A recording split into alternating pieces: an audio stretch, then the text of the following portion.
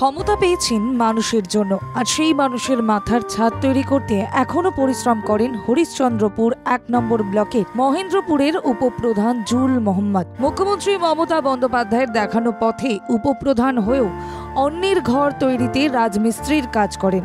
আড়ম্বর প্রাচুর্য ছেড়ে মাটির মানুষদের সঙ্গে থেকে কাজ করেন, গড়ে তোলেন স্বপ্নের বাড়ি। রোদে পুড়ে জলে ভিজে রাজমিস্ত্রির কাজ করেন তিনি। সকাল থেকে সন্ধে টানা কাজ করেন, মাথায় ইট বহন করে নিয়ে যাওয়া আর সেই ইট দিয়ে ইমারত তৈরি করে দেওয়ার কাজ করেন নিষ্ঠার সঙ্গে।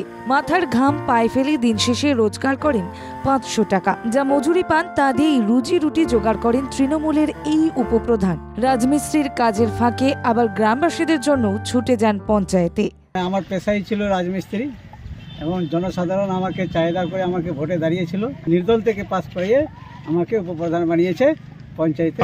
যখন মানুষের দরকার পড়ে আমি তখন যাই, মানুষের সঙ্গে কাজ করে আবার এসে কাজ করি। জানা গিয়েছে উপপ্রধান জুল মোহাম্মদের বাড়ি হরিশ্চন্দ্রপুরের মহেন্দ্রপুর গ্রামে। তার ২ ছেলে ও ১ মেয়ে রয়েছে। কাঁচা বাড়িতে বসবাস করেন তিনি। উপপ্রধান হওয়ার আগে ৫ বছর তৃণমূলের পঞ্চায়েত সদস্য ছিলেন। গত পঞ্চায়েত ভোটে তৃণমূল থেকে টিকিট না পেয়ে নির্দল থেকে দাঁড়িয়ে বিপুল ভোটে জয়ী হয়ে জোটের উপপ্রধান হন তিনি।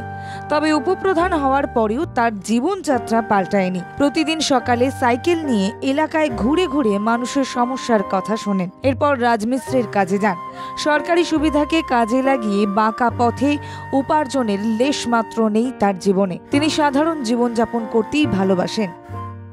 আমরা খুবই গর্বিত যে তিনি একদিকে রাজমিস্ত্রির কাজ করে জীবনযাপন করছেন, অন্যদিকে তিনি পঞ্চায়েতে ডাক করলে তিনি সেখানে গিয়েও আবার মিটিংয়ে গিয়ে নিজের কাজ সামলাচ্ছেন, দপ্তরের কাজ সামলাচ্ছেন। এতে আমরা গর্বিত। উপপ্রধান কোনোদিনই কারোর কাছে হাত পাতেননি। পরিশ্রম করে সংসার চালানোর মধ্যে আলাদা আনন্দ রয়েছে বলে তিনি মনে করেন।